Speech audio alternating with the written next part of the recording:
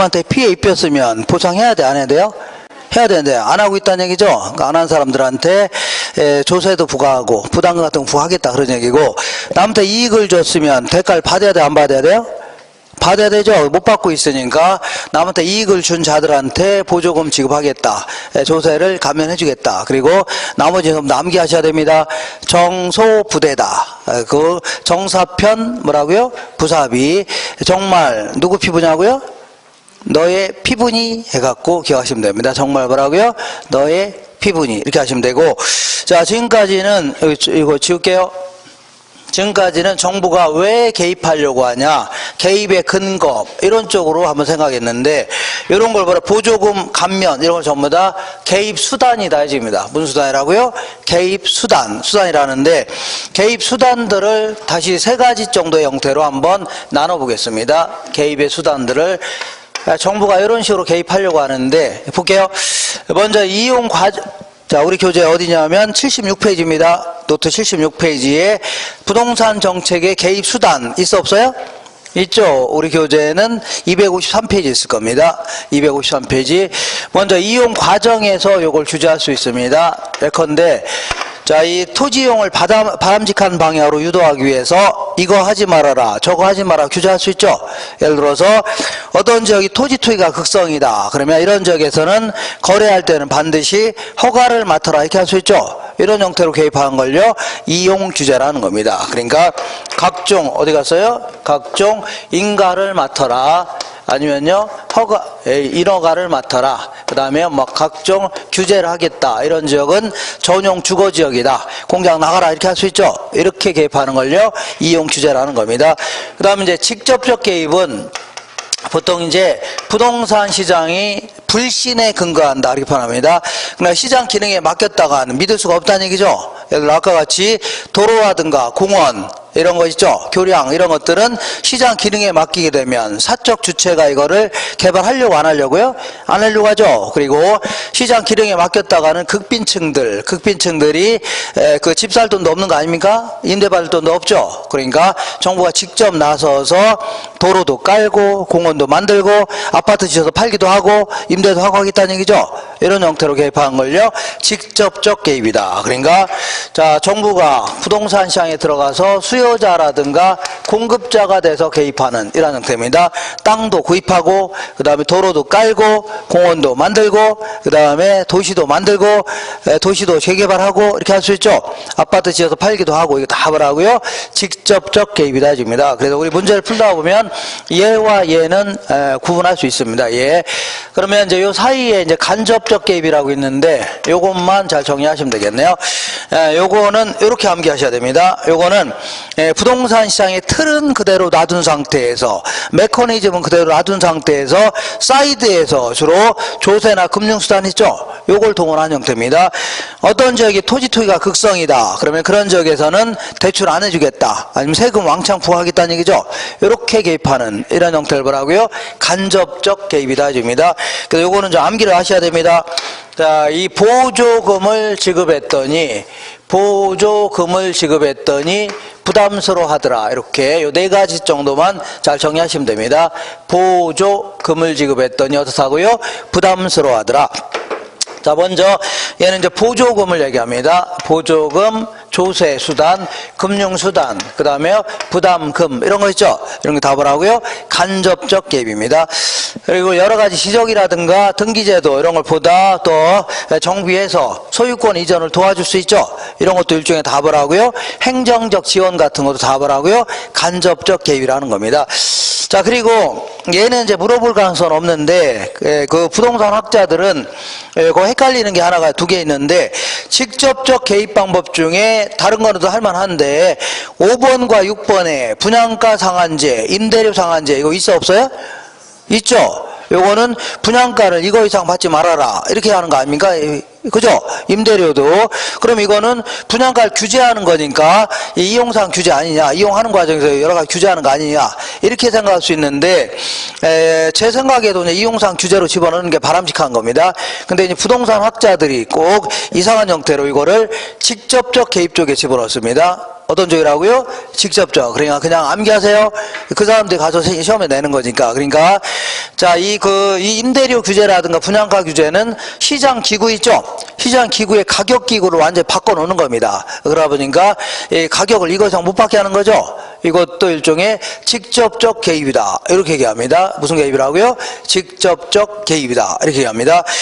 자, 지금까지 한 거를 교재를 통해서 한번 확인해 볼게요. 이거 교재 갖고 오셨나요? 243페이지 볼게요.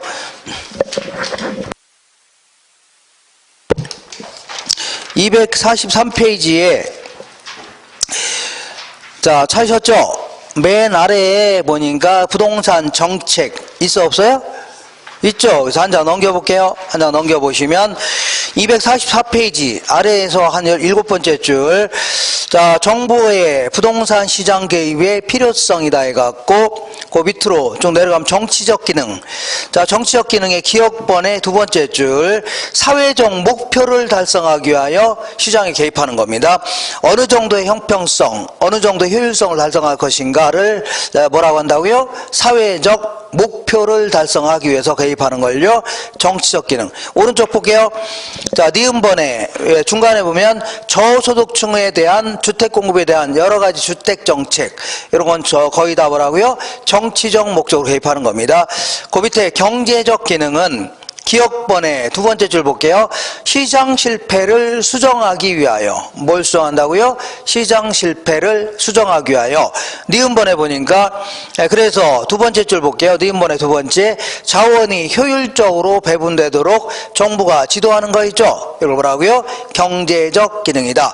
그러면 그 밑에 시장 실패 원인은 첫 번째 공공재 있죠?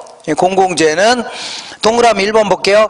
자, 공공재란 여러 사람이 소비하더라도 소비량이 줄어들지 않으며 이걸요 비경합성 해주고, 가격을 지불하지 않은 사람이라도 소비에서 배제하기 어려운, 이걸 뭐라고요?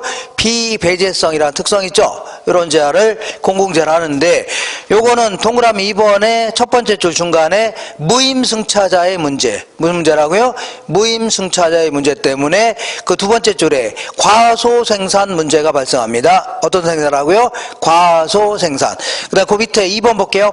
독과점 기업의 존재, 독점이라든가 과점 같은 경우는 동그라미 2번에 동그라미 2번의 첫 번째 줄 중간에 과소생산되며, 어떻게 하라고요? 과소생산되면서 무지막지한 이익을 챙겨갑니다. 동그라미 3번, 양가로 3번에 규모의 경제 찾으셨나요? 규모의 경제는 동그라미 1번에 첫 번째 줄 맨 끝에 보니까 규모를 확대함에 따라 장기 평균 비용이 감소하는 현상, 이걸 뭐라고요? 규모의 경제다. 그러니까 아주 싸게 구입할 수 있다는 얘기죠. 그러다 보니까 동그라미 2번에 첫 번째 줄 맨 끝에 자연 독점이 생깁니다. 뭐가 생긴다고요? 자연스럽게 독점자가 되는 겁니다. 한 장 넘겨볼게요.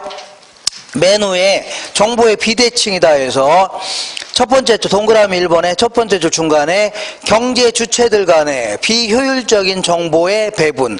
그러니까 누구는 정보를 알고 있고 누구 모르고 있다는 얘기입니다. 그럴 경우는 바로 밑에 보니까 역선택과 도덕적 해이 같은 거 있죠. 이런 게 발생할 수 있다는 얘기입니다. 이걸요 정보의 비대칭이다 이렇게 알고 계시고, 그 다음에 그 밑에 박스를 볼게요. 박스를 그 밑으로 딱 중간에 박스 보면 참고 있어 없어요? 있죠. 여기에 정부 실패 찾으셨나요?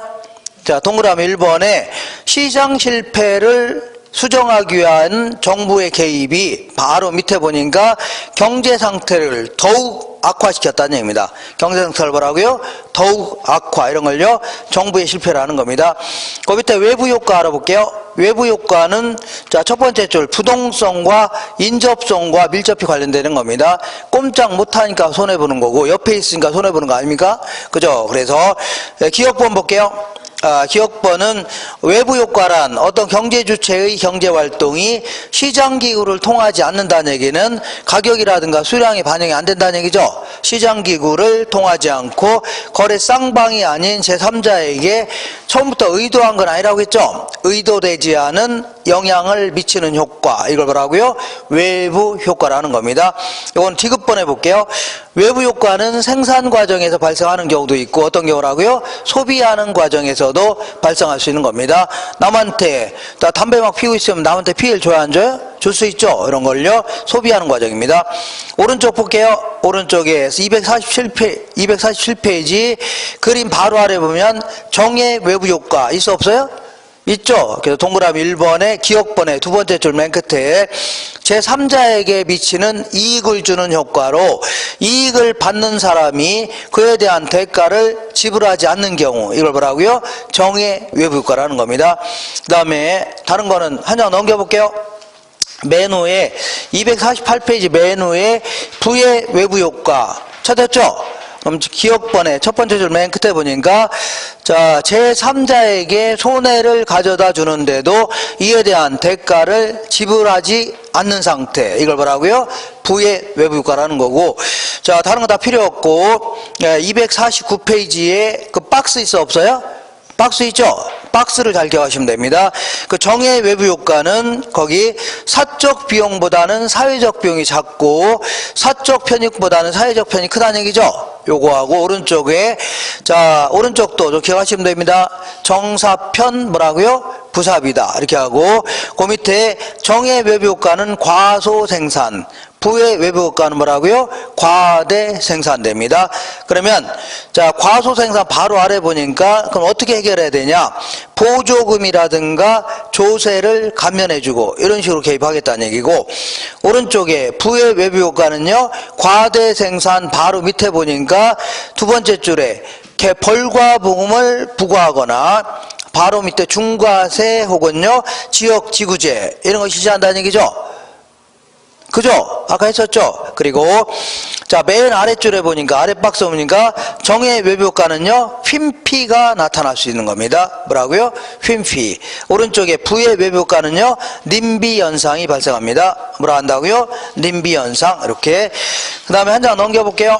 자 지금부터 얘를 토지 문제를 해결하려는 정책 수단을 뭐라고요? 토지 정책. 그 다음에 다른 형태를 알아보는 겁니다. 주택 문제를 해결하려는 정책 수단을 뭐라고요? 이거를요 주택 정책. 그리고 마지막으로요 조세 정책. 이거 알아볼게요. 뭐라고요? 조세 정책. 근데 요거를 자 요거를 요 세 가지 형태를 얘는 토지 정책 쪽에 집어넣네요. 뭐 어디다 집어넣어도 상관없는데, 왜냐하면 주택도 막 들어가니까 아까처럼 요 뒤에다 놓는 게 바람직한 겁니다. 근데 책을 뭐 이렇게 편제했기 때문에 253페이지 잠깐 보겠습니다. 우리 교재에 253페이지 보시면 위에서 세 번째 정부의 시장 개입 방법 있어 없어요? 있죠. 그래서 거기 동그라미 1번에 토지용 규제. 토지용 규제는 첫 번째 줄 중간에 토지용 행위를 사회적으로 바람직한 방향으로 유도하기 위하여 자 그 줄 맨 끝에 보니까 자 구속하고 제한하는 개입 방법. 구속하고 뭐라고요? 제한하는 이제 그 개입 방법을 뭐라고요? 토지용 규제다. 그래서 이거는 제가 노트에 있는 내용 있죠? 이걸 정리하시면 되고, 그 밑에 직접적 개입은 첫 번째 줄 중간에 수요자 및 공급자의 역할을 적극적으로 수행하는 방법, 이걸 뭐라고요? 직접적 개입이라는 거고, 그 밑에 간접적 개입은요 시장기구의 틀은 유지하면서 그 기능을 통하여 소기의 효과를 거두려는 방법 있죠? 이걸 뭐라고요? 간접적 개입. 이렇게 표현합니다. 그리고 거기에 얘들은 제가 써놓은 거 있죠? 요거 계속 공부하시면서 아직 공부를 안 한 내용도 있기 때문에 계속 눈도장 치시면 됩니다. 되셨죠? 그러면 다시 우리 강의 노트로 돌아올게요. 노트로 돌아오셔서 77페이지 보시면 77페이지에 토지 문제 요거를 이제 다른 형태로 잠깐 지우고 오겠습니다. 지우고.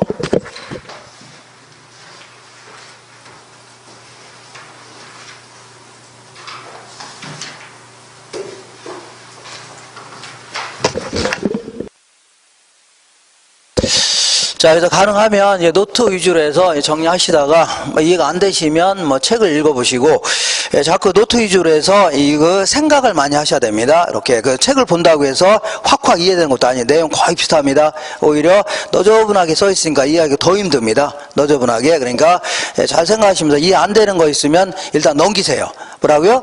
넘기면 5월달, 6월달에 또 할 겁니다. 그리고 문제풀이 할 때 또 하고 이렇게 계속 할 거니까. 그런 줄 아세요? 자, 지금부터 토지 문제를 해결하려는 정책 수단을 뭐라고요? 토지 정책이다.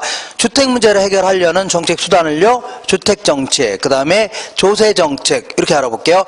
자, 그러면 토지 정책은 거의 대부분은 우리 공법 공부해요, 안 해요?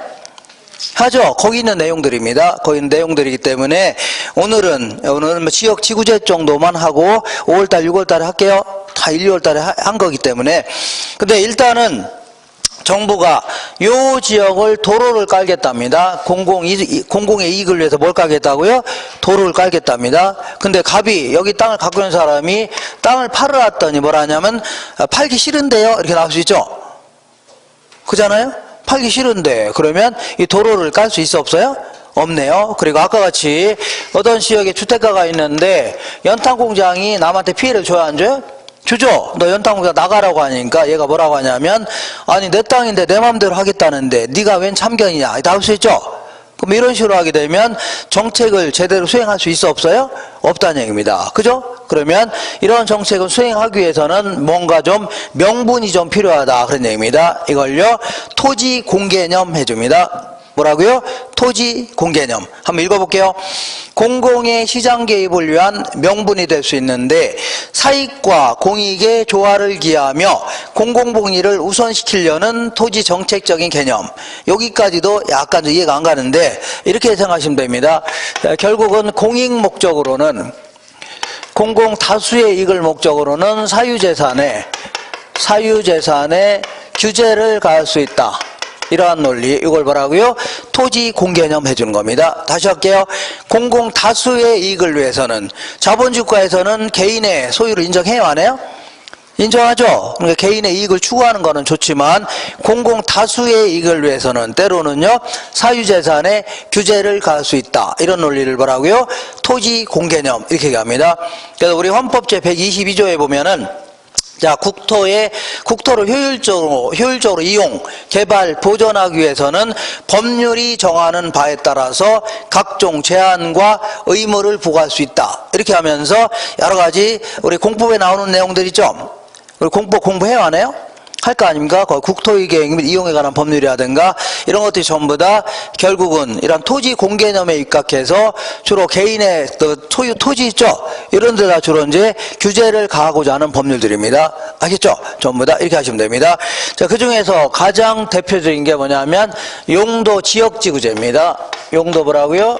지역지구제다. 이렇게 해서 자, 이 토지를 효율적으로 이용, 개발, 보존하기 위해서 지역마다마다 이런 지역은 이런 용도로 쓰게끔 하겠다는 얘기죠. 그리고 이런 지역에서는 몇 층 이상 못 짓게 하겠다는 얘기죠. 이거 전부 다 규제하겠다 그런 얘기입니다.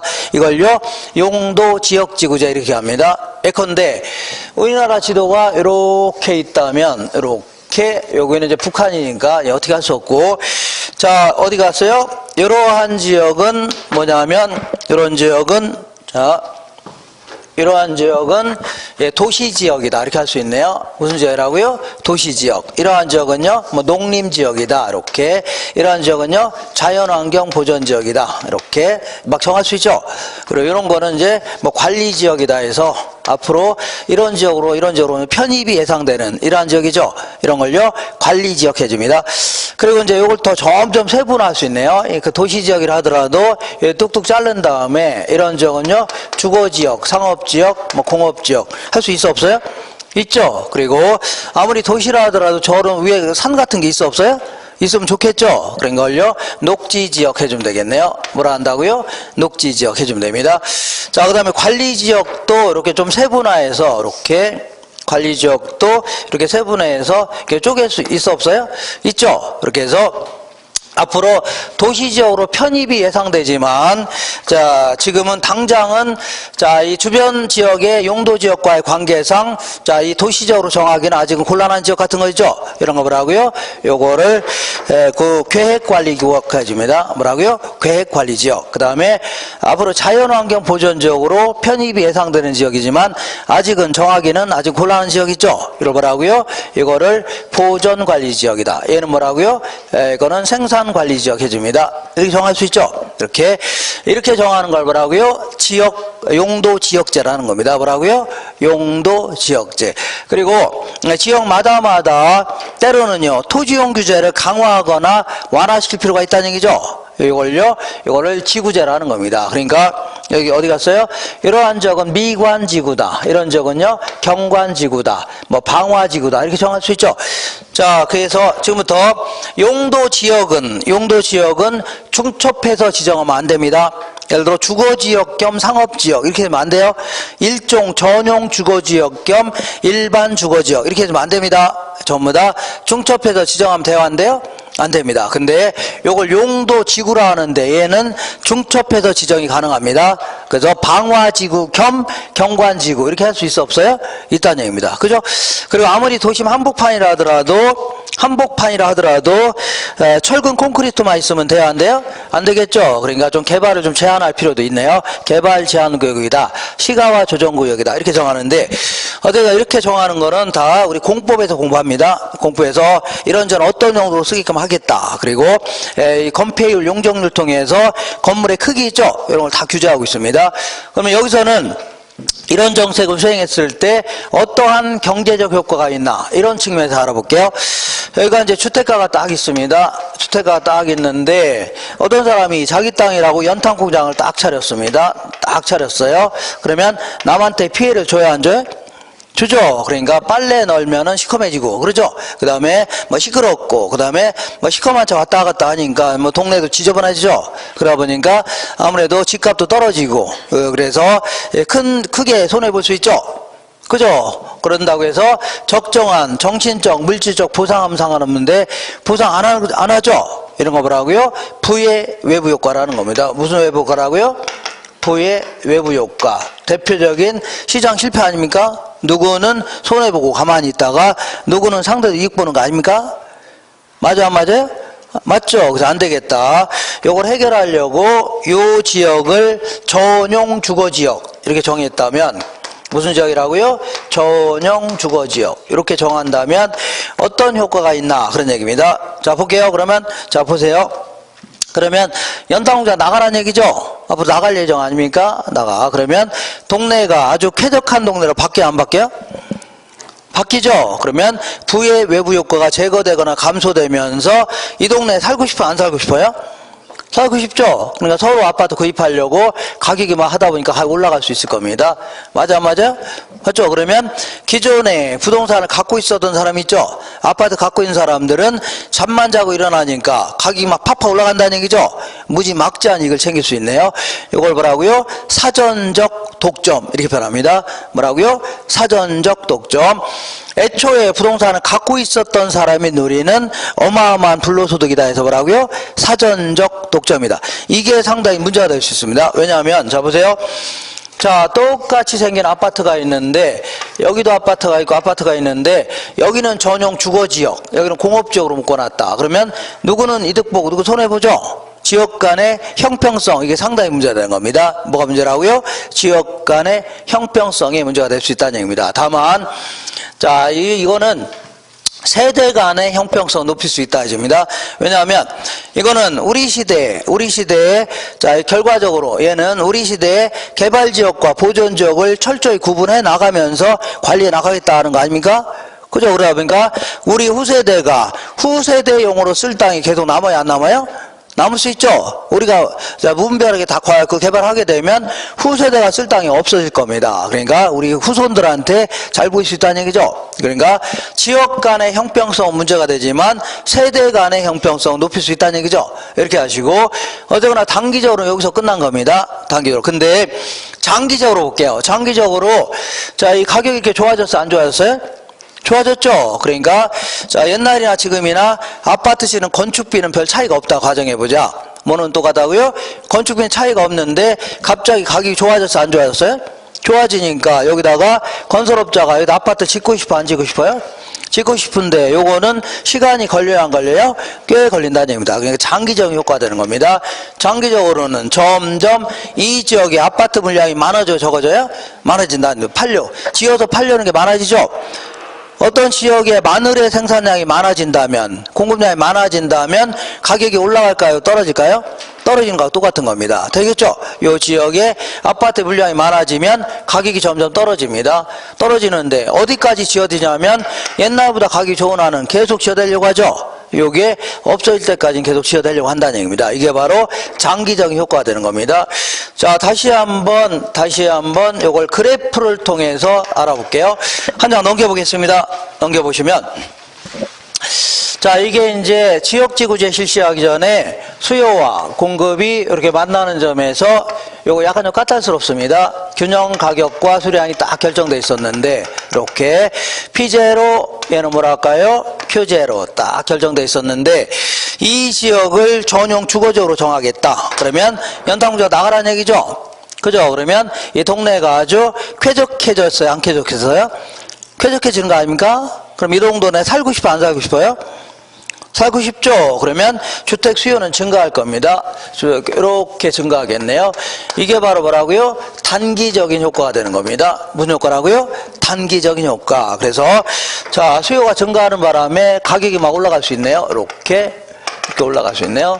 그러니까 가격이 폭등했는데 이렇게 올라간 걸 다 누가 가져간다고요? 기존에 부동산을 갖고 있었던 사람이 다 가져가는 겁니다. 이걸 뭐라고요? 사전적 독점이다 해줍니다. 뭐라고요? 사전. 애초에 부동산을 갖고 있었던 사람이 누리는 엄청난 불로소득. 이걸 뭐라고요? 사전적 독점. 이렇게 해서 어쩌거나 단기적으로 여기서 끝난 겁니다. 근데 장기적으로는 가격이 좋아졌으니까, 자, 옛날이나 지금이나 생산비가 별 차이가 없다면 여기다가 아파트 지어대려고 할 겁니다. 근데 요거는 시간이 걸려요, 안 걸려요? 걸리죠. 그러니까 다른 건설업자가 이 시장에 들어와서 아파트를 지어대려고 하죠. 그러니까 우리 수요 공급 이론할 때 시장 전체에서의 건설업자가 많아진다. 매도사의 수가 증가하면 공급이 이렇게 증가하기 시작합니다. 뭐가 증가한다고요? 공급이 막 증가합니다.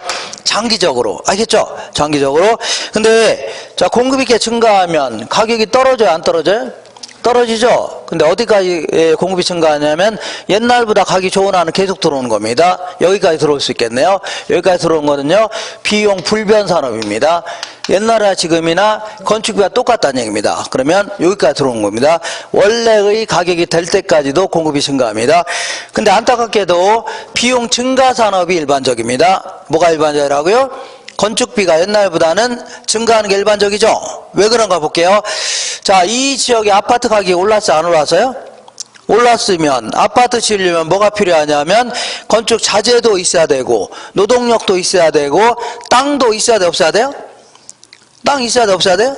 땅 있어야 되는데 땅 가격도 올랐을까, 안 올랐을까요? 아파트 가격이 올랐으면 땅의 가격도 올랐겠죠? 그죠? 그러니까 땅의 가격이 올라가는 바람에 옛날보다는 생산비가 증가하는 게 일반적입니다. 이해가 되겠나요? 옛날보다 건축비가 증가하는 게 일반적이죠? 땅의 가격이 올랐기 때문에. 그죠? 그러니까 이 건축비가 증가했기 때문에 옛날 가격을 받아서 손해입니다. 왜냐하면 건축비가 막 폭등했기 때문에. 그러니까 옛날보다 높은 가격을 받아야 손해가 안 납니다. 그러니까 공급이 이렇게 증가한다 하더라도 이 정도 증가하다 멈추게 됩니다. 이걸 뭐라고요? 비용 증가 산업이 되는 겁니다. 비용 증가 산업은요, 원래보다는 높은 가격이 될 때까지만 공급이 증가합니다. 되셨죠? 네? 좀 어렵네요. 네, 나중에 이제, 암기하면 됩니다. 그 다음 마지막으로, 내가 자세히 물어보진 않으니까, 자, 마지막으로 만약에 이렇게 해볼게요. 만약에 현대 아이파크가, 여기는 빈 땅을 다 구입해서 아파트를 500동을 짓는다 하시죠. 몇 동을 짓는다고요? 500동을 짓게 되면 건축 자재를 비싸게 구입할까요? 싸게 구입할까요? 대량으로 구입한다면 아주 싸게 구입한다겠죠. 규모의 경제 때문에. 그죠? 그러니까 이렇게 500동을 짓는다 과정, 이렇게 전부 다 구입해서, 그러면 자, 땅가격이 오르는 거 이상으로 자, 건축비를 아주 재료를 아주 싸게 구입할 수 있다는 얘기죠. 그죠? 그러면 땅가격 오르는 거 이상으로 건축비가 좀 싸질 수 있어, 없어요? 자재를 아주 싸게 구입하는 바람에 더 싸질 수 있죠. 그럼 아파트 더 지어야 될 수도 있다는 얘기입니다. 그러니까 자, 이걸 비용 감소 산업이라는 겁니다. 비용 감소 산업의 경우는 원래의 가격을 받더라도 이익이 생겨요, 안 생겨요? 이익이 생길 거 아닙니까? 왜냐하면 건축비가 감소했으니까. 그러면 아파트 더 지어될 수도 있다는 얘기입니다. 여기까지 지어될 수 있겠네요. 이걸요 비용 감소 산업이라는 겁니다. 그러니까 얘가 최근 10년 동안은 물어본 적이 없습니다. 다만 만약에 물어본다면 이렇게 대답하시면 됩니다. 비용 불변 산업의 경우는요 원래의 가격이 될 때까지 공급이 증가합니다. 비용 증가 산업은요 원래보다는 높은 가격이 될 때까지 증가합니다. 비용 감소 산업은요 원래보다도 낮은 가격 있죠? 이때까지도 공급이 증가합니다. 요거는 암기는 쉽죠? 증가는 원래보다 높은 가격. 감소 산업은요 원래보다 낮은 가격. 요거 암기할 필요 없죠? 이렇게 해주면 됩니다. 자, 이렇게 해서 요 나머지 내용들은 이렇게 공법하고만 연결되어 있기 때문에 5월달, 6월달 해도 됩니다. 1월달에 했기 때문에 굳이 안 해도 됩니다. 지금 자 어디를 할 거냐면 82페이지 볼게요. 자 어디 한다고요? 82페이지. 그래서 이런 거 좀 몇 번 한 것들은 좀 약간 제꼈다가 5월달, 6월달 해도 됩니다. 한 방에 할 겁니다. 이번에는 3, 4월달에 감자평가 3박시까지도 해야 되기 때문에 할 게 좀 많아서 그렇습니다. 되겠죠? 이렇게. 자, 이 82페이지 보시면 주택정책 있어요, 없어요? 있죠? 요거 알아볼게요. 자, 주택정책은 거의 대부분은 극빈층들이 인간답게 살 수 있는 길이 있죠. 요걸 열어주자. 이런 측면에서의 정치적 목적으로 개입하는 게 거의 대부분입니다. 무슨 목적이라고요? 정치적 목적으로 개입한다. 이게 거의 대부분입니다. 자, 그래서 자 우리 교재는 어디를 볼까요? 자, 여기 먼저 임대와 관련된 정책이 있고 분양 관련된 정책이 있는데 임대와 관련된 정책 먼저 알아볼게요. 82페이지 맨 아래에서 5번째 줄 임대료 규제 있어 없어요? 있죠. 요거는 우리 교재 어디냐면 274페이지에 있습니다. 몇 페이지라고요? 274페이지. 그리고 한 장 넘겨볼게요. 자, 84페이지 맨 위에 보니까 임대료 보조 있어 없어요? 있죠. 이거는 276페이지 있습니다. 그리고 오른쪽에 공공임대주택의 공급 있어 없어요? 있죠. 요거는요 278페이지에 있습니다. 일단 여기까지를 정리해 볼게요. 자, 이쪽으로 오겠습니다. 잠깐요. 요거 좀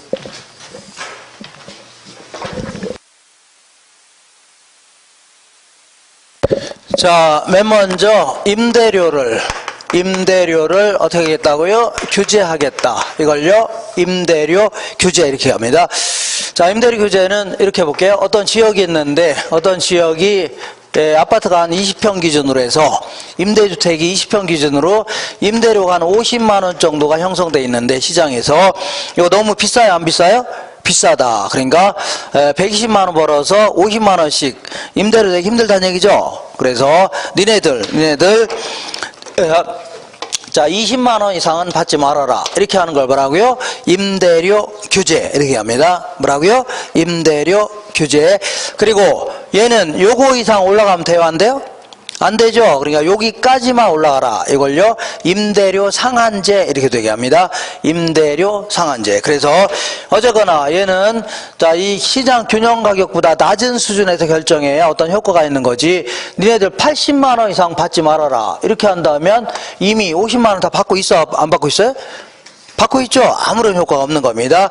시장 균형 가격보다 낮은 수준에서 결정해야 효과가 있다. 기억하시고. 자, 그러면 요거는 이런 논리입니다. 뭐 그전에는 50만 원 받다가 20만 원 이상 못 받게 하니까 사람들이 임대사업 하려고 안 하려고요? 돈도 안 되는 거 안 하려고 하죠. 다른 상가구입에서 상호발전 장사를 하려고 하지 이런 임대사업 같은 거 안 하려고 할 겁니다. 그죠? 그리고 기존에 임대사업 하는 사람들도 이거 하려고 안 하려고요? 안 하려고 하죠. 다 팔아치우고 다른 거 하거나 아니면요 뭐 다른 용도로 바꿔서 다 다른 일을 하려고 할 겁니다. 그러다 보니까 계속해서 시장에서는 임대주택이 점점 줄어듭니다. 어떻게 한다고요? 점점 줄어들어요. 그래서 결과적으로 이 지역은 5채밖에 안 남은 겁니다. 임대주택이 몇 채 남았다고요? 5채. 그리고 임대료가 싸니까 또 소비하려는 사람이 많아요, 적어요? 많다는 얘기죠. 그러면서 각종 불합리한 일들이 계속 생깁니다. 그죠? 근데 문제는 단기적으로 볼게요. 자, 단기적으로는 순기능이 있다 이렇게 표현합니다.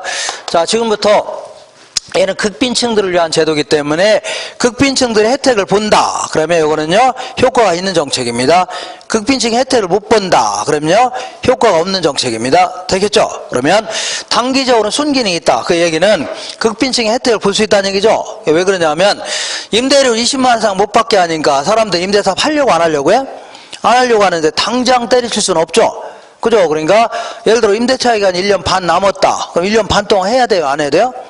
해야 될 거 아닙니까? 그죠? 원룸 같은 경우에도 다 팔아치우고 다른 거 하겠다 그런 얘기인데 자, 당장 파는 데는 시간이 걸려요? 안 걸려요?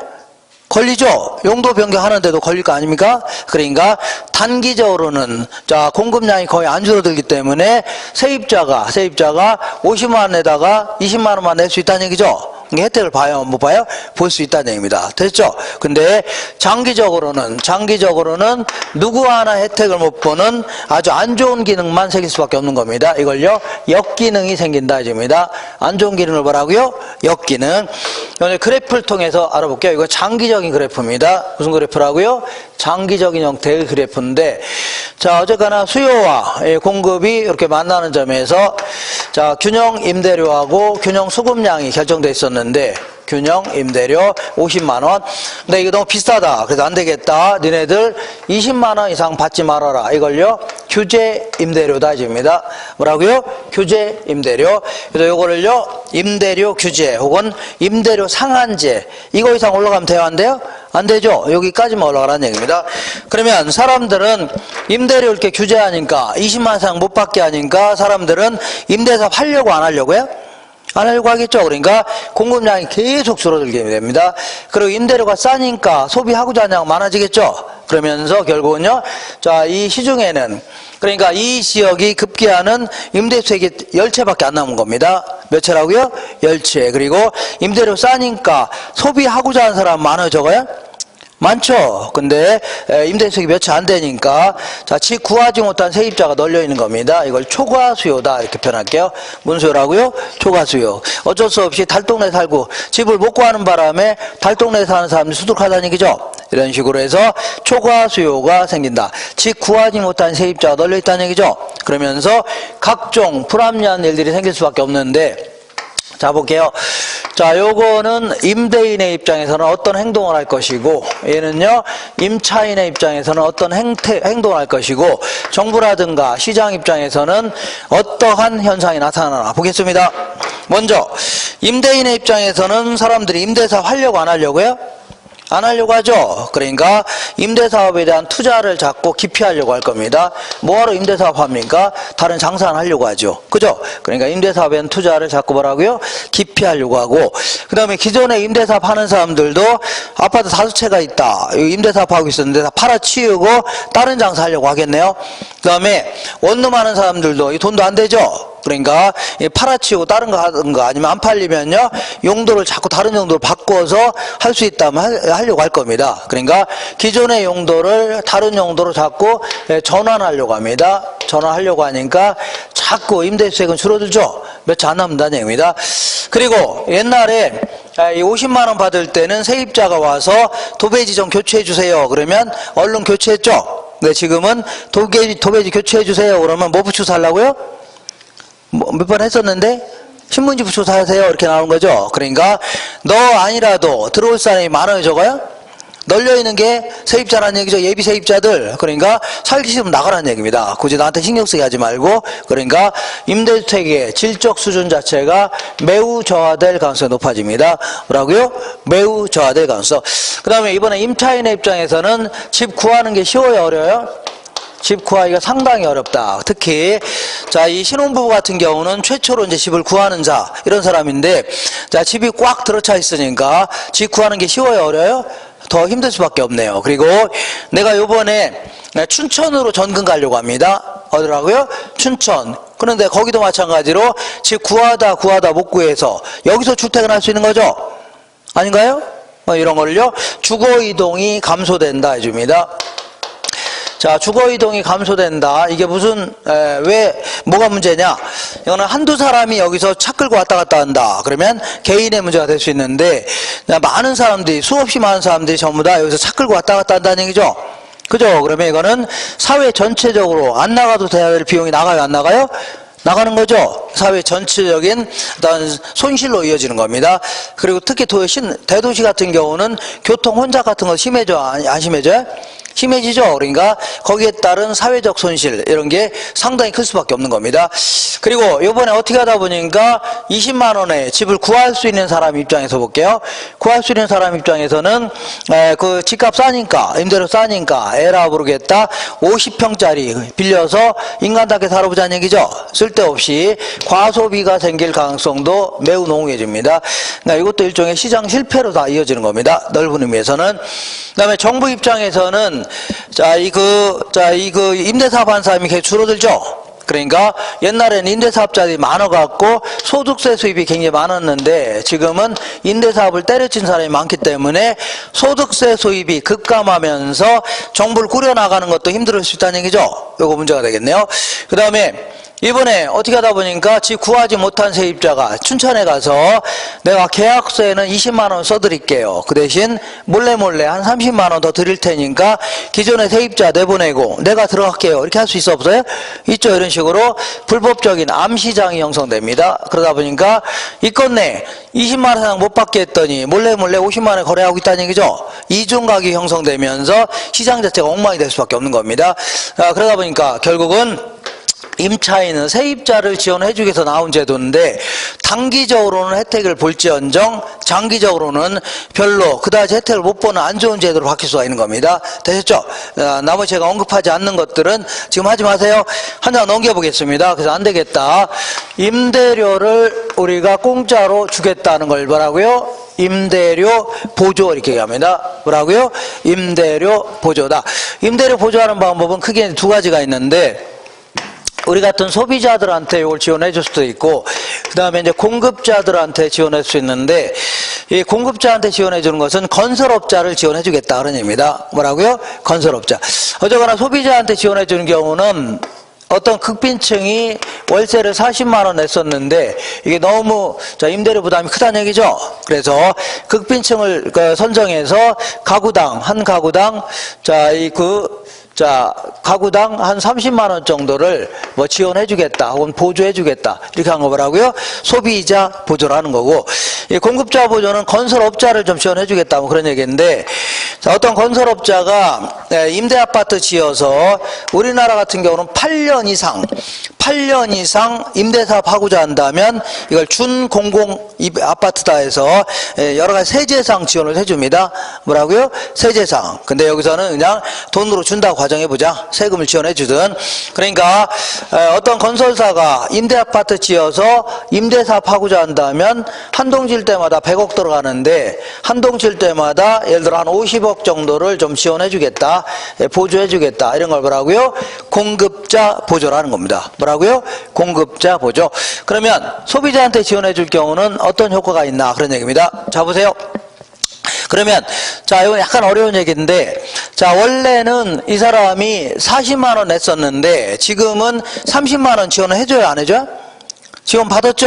그럼 자기 돈 나가는 건 얼마예요? 10만 원밖에 안 나가는 거 아닙니까? 그러니까 똑같은 크기의 주택을 그전엔 40만 원 냈는데 지금은 10만 원만 낸 꼴이 되는 거죠. 그죠? 그러니까 다른 재화에 비해서 상당히 싸진 효과가 있습니다. 그 사람들은 상대적으로 비싼 거를 덜 구입하고 싼 걸 더 많이 소비하려고 합니다. 이걸요 대체 효과다 해줍니다. 몇 번 하긴 했는데 무슨 효과라고요? 대체 효과. 그리고 임대료 30만 원 지원 받았는데 옛날하고 지금하고 똑같은 양을 소비한다고 치자. 뭐라고요?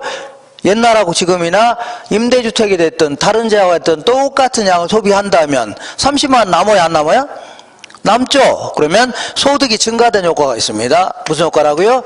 소득이 증가된 효과. 이걸요 소득 효과라는 겁니다. 이런 바람에 임대주택에 대한 소비량이 증가할 수 있겠네요. 뭐가 증가한다고요? 임대주택에 대한 소비량이 증가할 수 있습니다. 이게 이제 정부의 주된 목적이 되는 겁니다. 그러니까 지금 달동네 같은 거 너무 열악해요. 열악하지 않아요?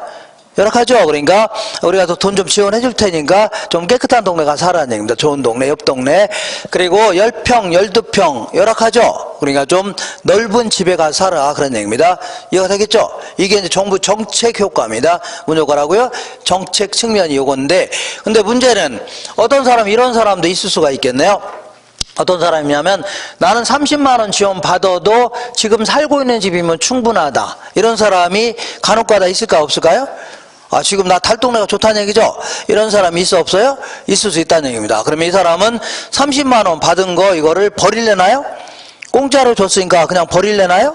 그러지 않겠죠. 그러니까 시장에 가서 다른 재화도 구입할 겁니다. 그러니까 타 재화의 소비량도 증가하는 게 일반적입니다. 시장 전체에서는. 이게 뭐 이렇게 대단히 중요하냐? 다른 재화의 소비량이 증가하면 다른 기업들도 좋아요, 안 좋아요?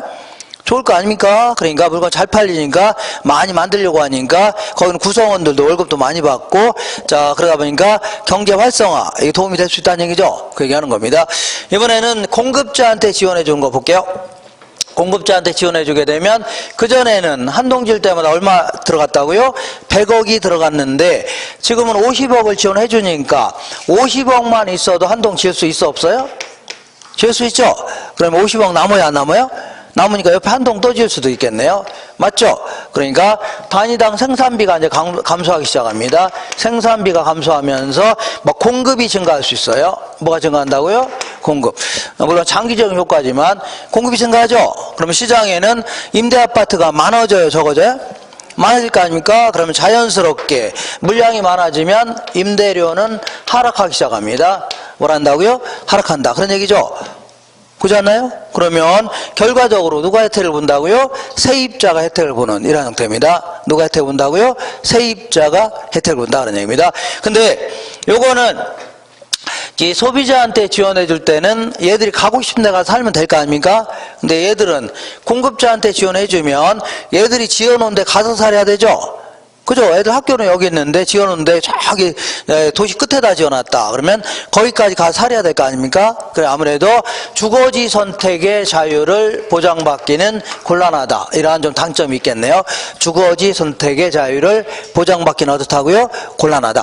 근데 우리가 일반적으로 임대료 보조하면 주로 이제 소비자 보조를 주로 얘기합니다. 어떤 보조라고요? 소비자 보조를 주로 얘기하는데 얘 효과를 조금 자세히 알아보겠습니다. 자세히. 자, 먼저 이걸 단기적인 효과와 장기적인 효과 이렇게 나눠보겠습니다. 그럼 단기적으로 30만 원 정도를 좀 지원해 준다면 사람들은 대체 효과, 소득 효과 때문에 임대주택에 대한 수요가 증가해요, 감소해요? 증가하죠. 그런다 해서 갑자기 임대주택 공급량이 늘어날 수는 없는 거죠. 시장이 거의 정해져 있는데 갑자기 늘어나진 않죠. 그러다 보니까 갑자기 임대료가 올라갈 수 있네요. 뭐가 올라간다고요? 임대료 올라갈 수 있죠? 요거 아주 문제네요. 왜냐하면 이 건 내에 30만 원 지원해줬더니 임대료가 고스란히 올랐다는 얘기죠?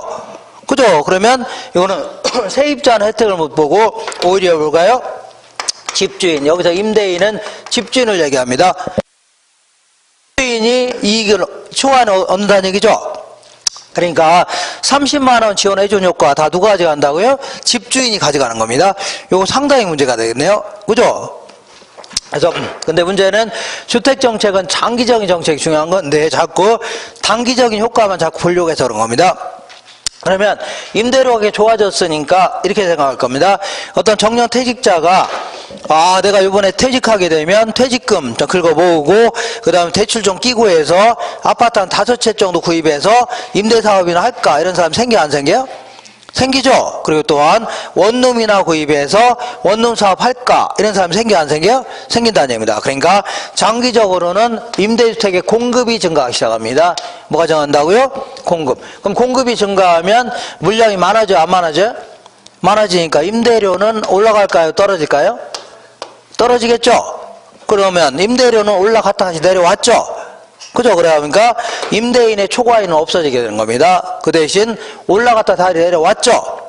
그리고 30만 원 지원해줬죠. 그러니까 세입자가 혜택을 보는 이런 형태입니다. 누가 혜택을 본다고요? 세입자. 이때 이제 임대료를 지원해주는 방법은 크게 이제 두 가지가 있는데, 먼저 가격 보조라는 게 있습니다. 그 다음에 현금 보조 이렇게 나올 수 있는데, 가격 보조는 뭐 집세 보조 이렇게 얘기합니다.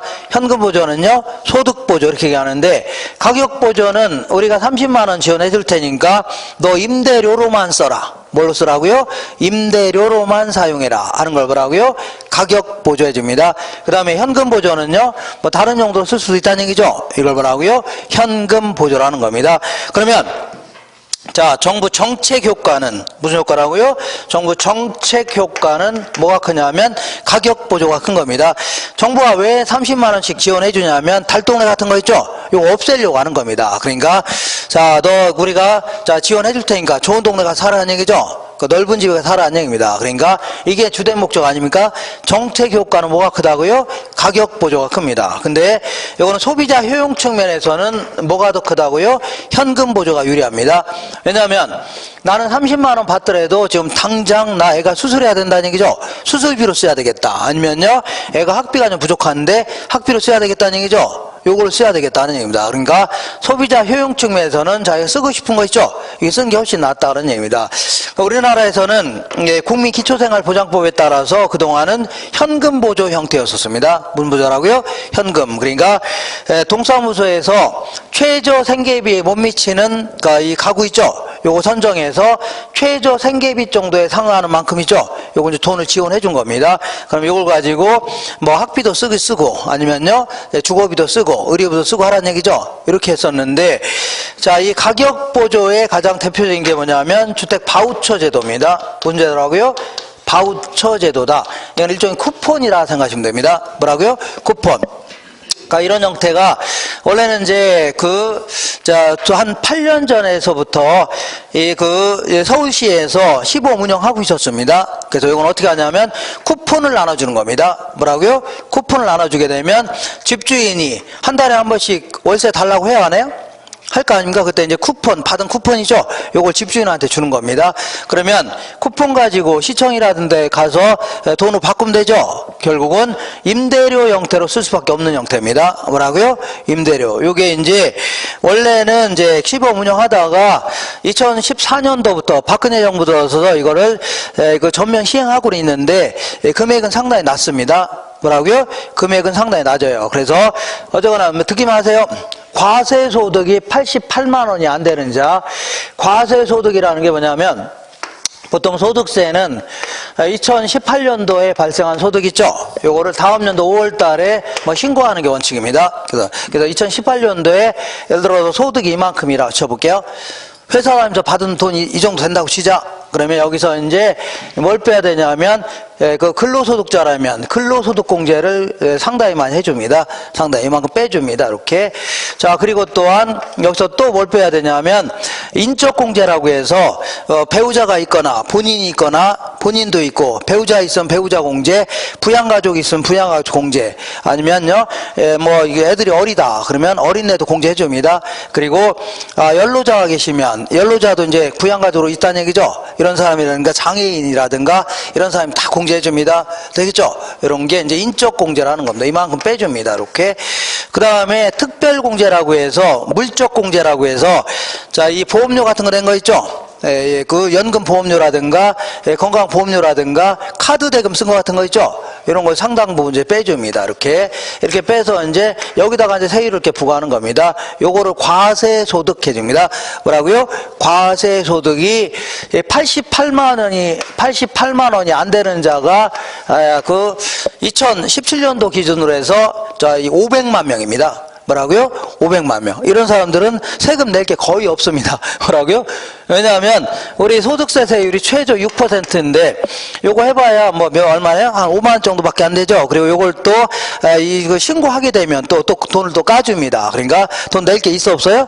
없다는 얘기입니다. 이런 사람이 거의 뭐 얼마라고요?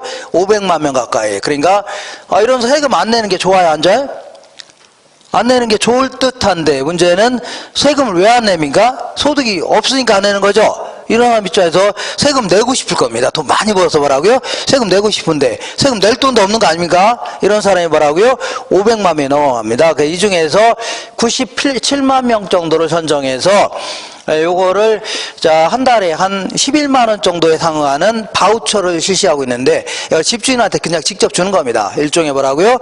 그 임대료 쓰게 하는 거 아닙니까? 그죠? 이런 형태를 뭐라고요? 바우처 제도인데 자 이거는 이제 우리 이거는 일종의 다 뭐라고요? 일종의 생계비와 관련되는 거 아닌가? 그러니까 우리나라의 1년 예산이 작년 기준으로 해서 476조 정도 됩니다. 얼마라고요? 476조인데 이거를 요 제도를 통해서 1조가 채 안 됩니다. 나가는 돈이 얼마라고요? 1조. 이 상당히 요거는 뭐 더 늘릴 필요가 있습니다. 뭐라고요? 늘려. 자, 엉뚱한데 뭐 자원 외교다 쓸데없는 거 하지 말고 이런 데 있죠? 확팍 늘려갖고 그 형평성을 높이는 데 쓰는 게 좋다는 얘기입니다. 자, 이렇게 해서 임대료 보조에 대해서 알아봤고 잠깐만 쉬었다가 임대료 공공임대주택 정책 있죠? 요거 할 겁니다. 잠깐 쉴게요.